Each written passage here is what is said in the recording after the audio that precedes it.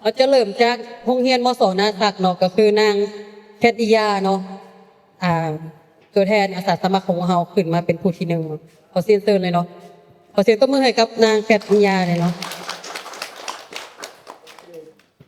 สบายดีน้องมีชื่อว่านางแคทริยาเป็นตัวแทนมาจากโรงเรียนมศนาศักดิ์ของหักอ้าย350มื้อนี้ล่ามีปุ่มยักษ์มาแนะนำครับประเพณีความเชื่อและค่านิยมสำหรับตัวน้องแล้ว ที่ได้อ่านปุ่มวันนี้น้องมีความสนใจอยู่บ่นว่าภาษาเพิงมาจากความเหลื่อมใสของคนย้อนว่ามีลิงและคางที่มีจิตใจใส่ศรัทธาต่อพระพุทธเจ้าในสมัยก่อนลิงและคางได้ไปเก็บดอกไม้และน้ำผึ้งมาถวายให้พระพุทธเจ้ากินอยากรู้เพิ่มเติมแมนให้ทุกคนสามารถเข้ามาอ่านปึมอยู่ห้องหักอ่าน350ของพวกเฮาได้หรือว่าห้องหักอ่านไก่ข้องเหือนพวกทานได้เช่นกัน มาฮอดนี้การรายงานข้องน้องจินสุดเพียงเท่านี้ก็ขอบใจท่านต่อไปเนาะฐานโรงเรียนมศสนคามนางเบเบ้เนาะขอเชิญเลยเนาะขอเสียงตบมือให้กับนางเบเบ้เลยเนาะ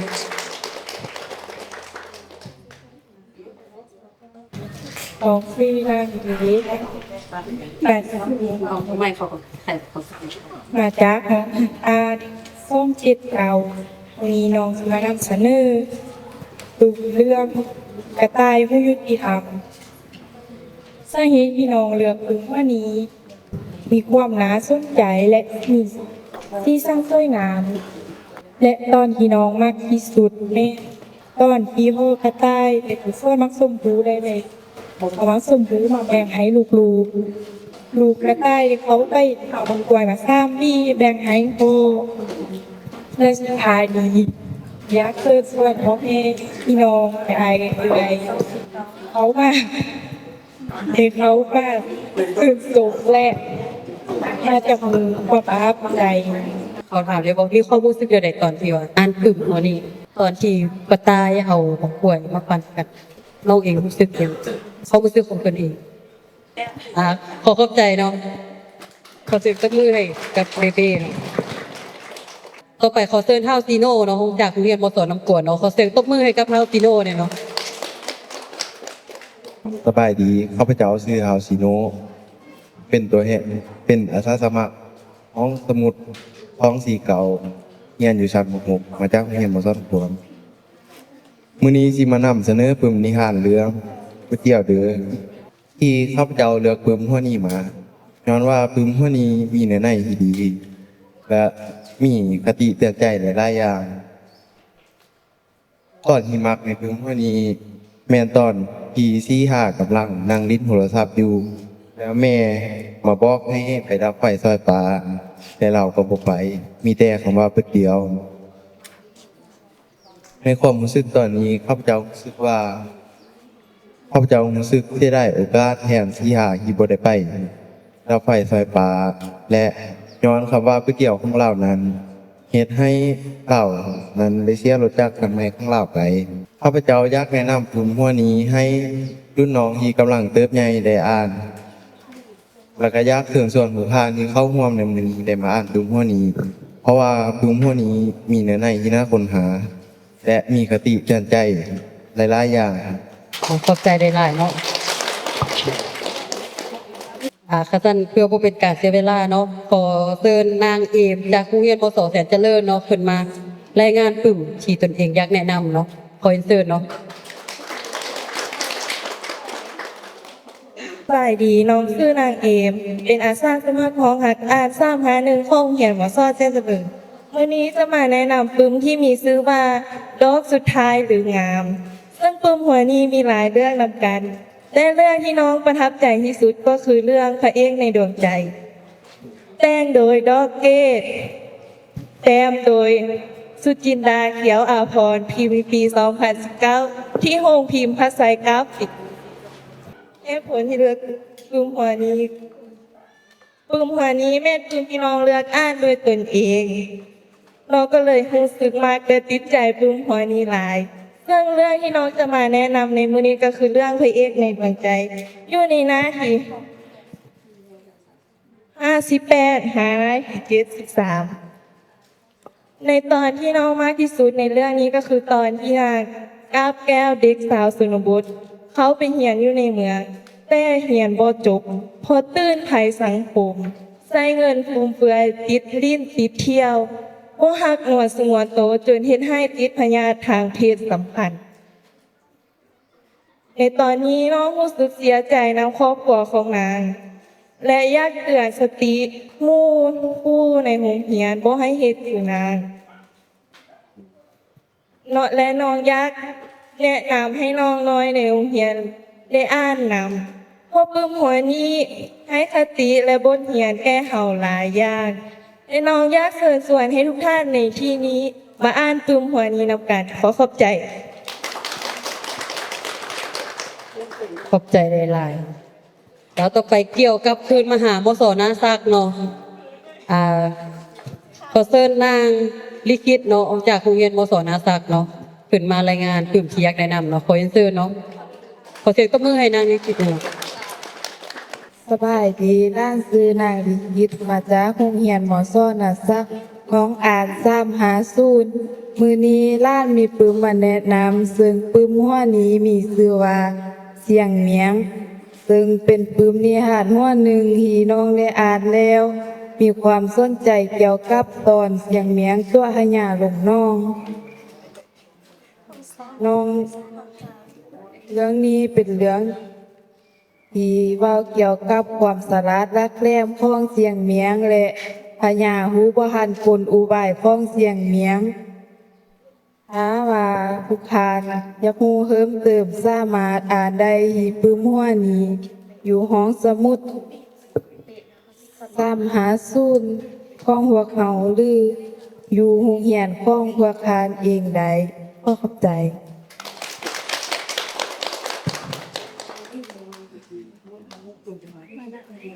แล้วขอบใจเนาะในการรายงานของโรงเรียนมโสนาศักดิ์เนาะอาจารย์ต่อไปโรงเรียนมโสสนาคามเนาะนางไข่มุกเนาะจากโรงเรียนมโสสนาคามเนาะขอเรียนเชิญเลยเนาะ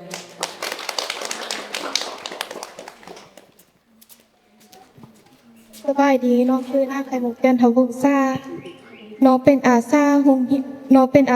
องหาอ่างโซกเจ็ดเก่ามื้อนี้น้องจะมาเล่าความประทับใจกับนิทานเรื่องหนึ่งชื่อว่าค้างคาน้องได้เลือกปึ้มหัวนี้ย้อนว่าน้องประทับใจและ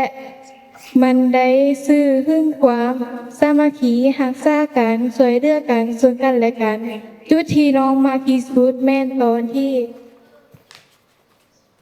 ขันขาและกระต่ายได้ช่วยห้อยขาข้ามทางมาและตัวม้าพวกเขาก็ได้ปฏิสังรอเพื่อเหตุให้ห้อยขาข้ามทางง่ายขึ้นและน้องยักษ์เชิญชวน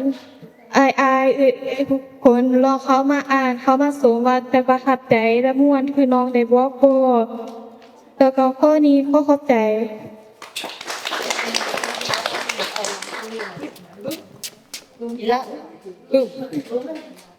ต่อไปเนาะจะเป็นโรงเรียนมโสน้ำกวนเนาะ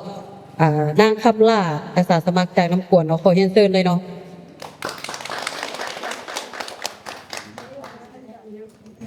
สบายดีข้าพเจ้าชื่อนางกำลาอาสาสมัครของอ่านส้มสีเก่ามีสนับสนุนเรื่องกบเลือกนายแต่งโดยทานสิทธิ์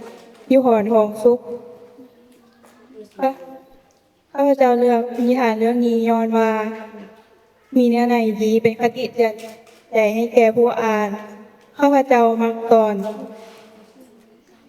นกกระสาจับกบกินเพราะมันรู้สึกตื่นเต้นและตกใจแทนข้าพเจ้าอยากเชิญชวนน้องๆเอื่อยหมู่เพื่อนมาอ่านเรื่องนี้ลองเบิ่งเพราะมันรู้สึกเพราะมันทั้งมวลและทั้งมวลรูปแต้มก็งาม ทั้งนี้เนื้อในเป็นคติเตือนใจที่สามารถหมุนใจในชีวิตประจำวันได้ โดยเฉพาะแมนซ่อนที่เฮาฮู้ว่าความต้องการที่บ่ฮู้จักจบจักสิ้นจะนำพาความเดือดร้อนมาให้เช่นเดียวกับพวกกบเหล่านั้นขอบใจ ขอบใจนะอาจารย์ต่อไปเนาะก็จะเป็นโรงเรียนมสแสนเจริญเนาะนางปอนเนาะขอเรียนเชิญเลยเนาะขอเสียงตบมือตุ้มเคยให้กับนางปอนเลยเนาะ สบายดีน้องชื่อนางปอนแทนยศสันมเจ็ดเป็นอาสาสมัครห้องฮักอ่าน351ของโรงเรียนมสแสนเจริญ จะมาแนะนำปืมที่มีชื่อว่าอาร์ตม่วนสวนหัว แต่งโดยกวินเนออกแบบจัดหน้าจัดพิมพ์โดยสำนักพิมพ์แสงสว่างพิมพ์ครั้งทำอีทในปี 2005 ครั้งที่ 2 ในปี 2015 ปื้มหัวนี้เป็นปื้มที่หมู่อาสาสมัครนำกันแนะนำมา น้องได้อ่านก็มาปื้มหัวนี้มีหลายเรื่องซึ่งเรื่องที่น้องเลือกมาแนะนำมีแม่นเรื่องฝังคนทางยืน อยู่หน้าที่33อยู่หน้าที่33หา3ในตอนที่น้องมากที่สุดในเรื่องก็คือ ตอนที่แม่เฒ่าพลิกคิงวุดวาดบ้านแห้งๆเฮ็ดจนพงกระเด็นออกจากขุมเฮ็ดให้หลอดพ้นจากหูงัว ในตอนนี้น้องรู้สึกเหลือเชื่อและโล่งใจนะแม่เฒ่า หลังจากได้อ่านแล้วน้องก็ได้แนะนำให้หมู่คู่และรุ่นน้องในโรงเรียนได้อ่านนำเพราะเรื่องนี้ก็มีทั้งแนวตลกและคติเตือนแก่พวกเฮา สุดท้ายนี้น้องก็อยากเชิญชวนให้ทุกท่านในที่นี้มาอ่านปื้มหัวนี้นำกัน ลองเบิ่งว่ามันจะเป็นแนวใดขอขอบใจ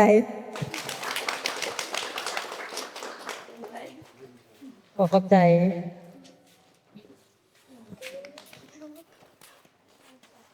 แล้วขอสั้นต่อไปเนาะเขาจะเกี่ยวกับคืนมาหาโรงเรียนมส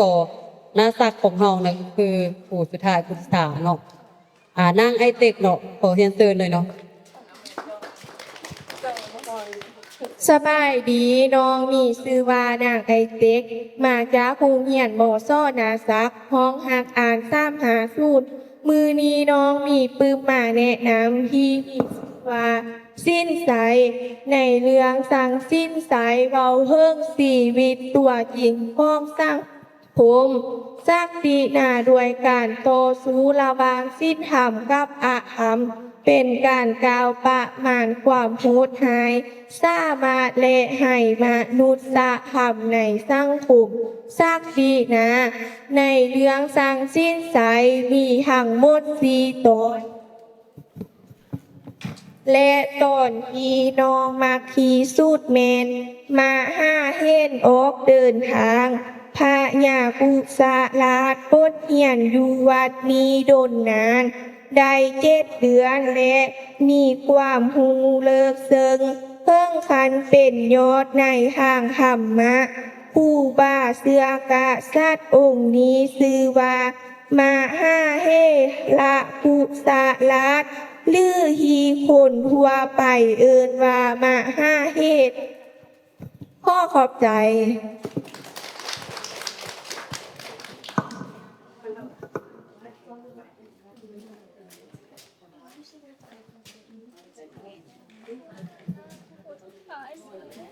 ต่อไปเลยเนาะต่อไปผู้ที่10ก็คือนางปรารถนาจากโรงเรียนมสสนคามเนาะขอเรียนเชิญเลยเนาะ สบายดีท่านซื้อนางปาธนาอุทจักรเป็นอาสาของห้องสมุดหักอ่านซ่องเก็ดเก่ามื้อนี้น้องสิมานำเสนอปึมที่มีชื่อว่าหมู่ของเฮาอยู่ตามท้องถนนสาเหตุที่น้องเลือกปึมหัวนี้ก็ย้อนว่ามันมีซีซั่นที่สวยงามมีเนื้อในที่เข้าใจง่าย และมีหัวข้อที่น่าสนใจ ตอนที่น้องมักที่สุดก็คือ ตอนที่มีม้าตัวหนึ่งกำลังเห็นเด็กน้อยกำลังจะตกห้องน้ำในตอนนั้นม้าตัวนั้นก็เห่าโดยเสียงดังเพื่อให้พ่อของเด็กน้อยคนนั้นได้ยินและมาช่วยได้ทันเวลา ในตอนนี้น้องรู้สึกว่าตกใจและดีใจไปพร้อมๆกันที่เห็นพ่อของเด็กน้อยคนนั้นมาช่วยได้ทันเวลา สุดท้ายแล้วน้องข้อเสริญเอื่อยๆไอน้องๆมาได้รับชมและอ่านขอบใจ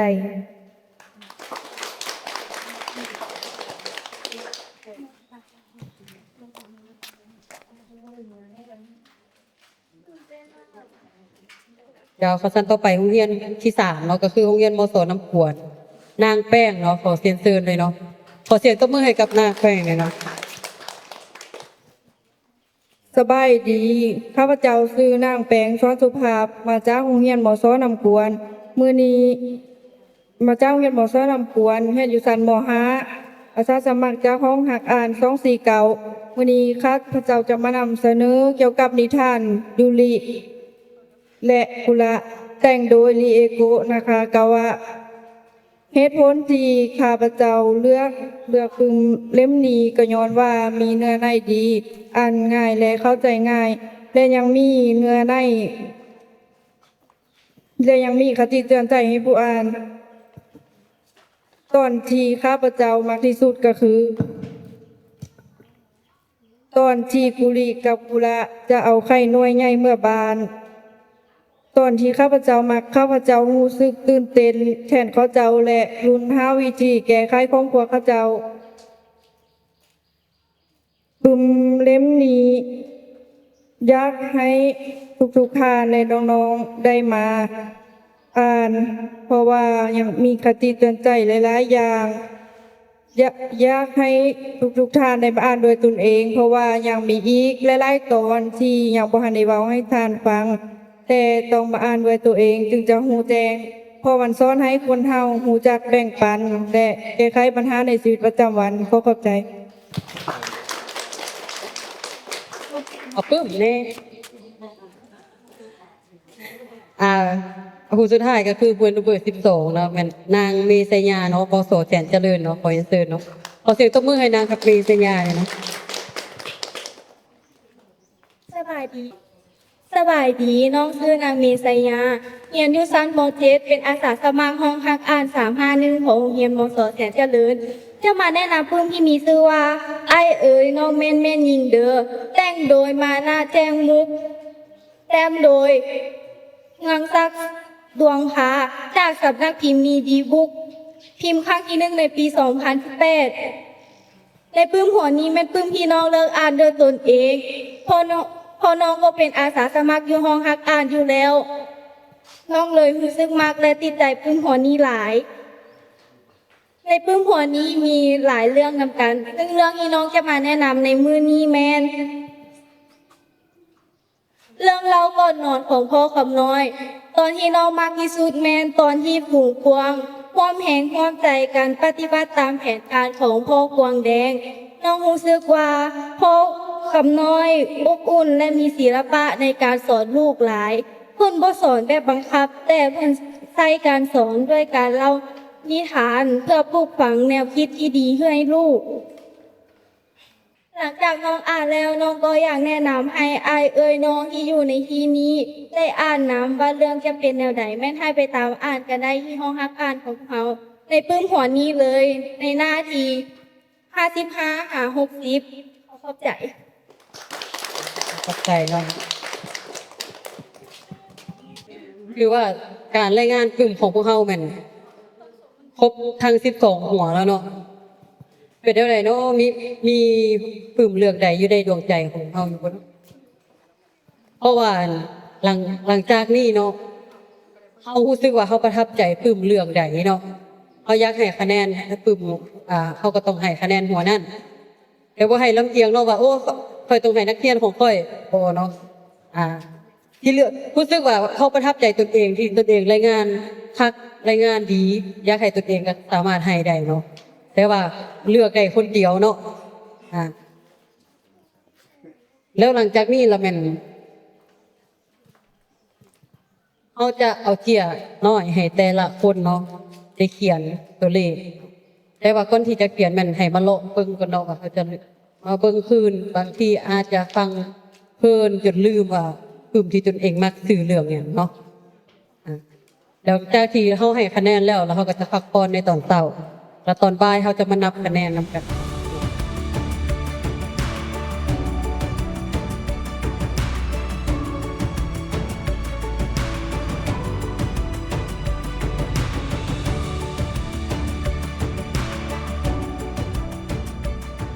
ในการรับประกาศผลเนาะก็คือเขาจะเริ่มจากรางวัลที่สี่เนาะรางวัลที่สี่ก็คือรางวัลสมเสยรางวัลสมเสยของเฮาหั่นแม่นมาจากมสนาศักดิ์และมสนาศักดิ์เดาออกบ่ว่าชื่อหยังชื่อปึ้มว่าประเพณีความเสื่อและค่านิยมเนาะซึ่งเป็นนางแคทริยาเนาะขอเสียงตบมือสมเสยให้กับนางแคทริยานำนองแล้วก็ขอเชิญมาทั้งนี้เลยเนาะขึ้นมาเลยเนาะวันนี้รางวัลที่3มี2รางวัลเพราะว่ามีคะแนนซ้ำกันก็เลยตัดสินใจบ่ได้ว่าจะให้ไผก็เลย มีรางวัลที่3 2รางวัลก็คือ มาจากน้ำกวนเป็นไผน้อน้ำกวนนี่ตึงปึ้มกุลิกับกุละเนาะนางแป้งเนาะขอเชิญเลยเนาะขอเสียงตบมือให้กับนางแป้งเลยเนาะรางวัลที่3และอีกผู้หนึงก็คือสินไซเล่มเดี่ยวจบผู้ใดเนาะเป็นผู้อ่านก็คือมสนาศักดิ์เนาะขอเสียงตบมือให้กับมสนาศักดิ์เนาะ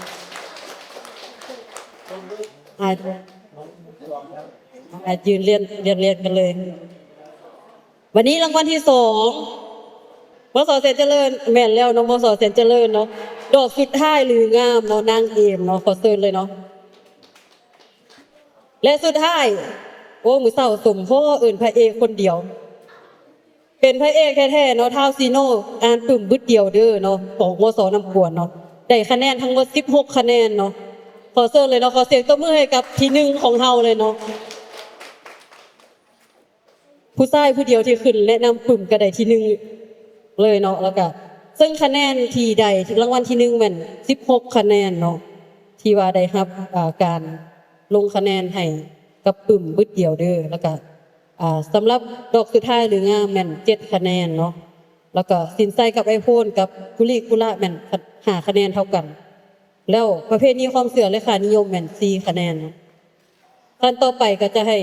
เชิญสุรพีวีระวงศ์เนาะขึ้นมามอบรางวัลให้กับผู้แนะนำปึ่มดีเด่นเนาะยึง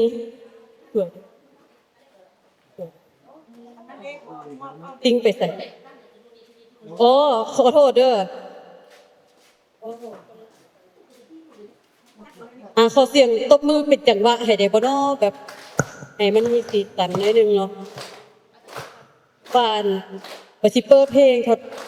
บลูทูธบ่ทันว่าที่แบบดื้อๆๆนี่ประมาณนี้หั่นนะ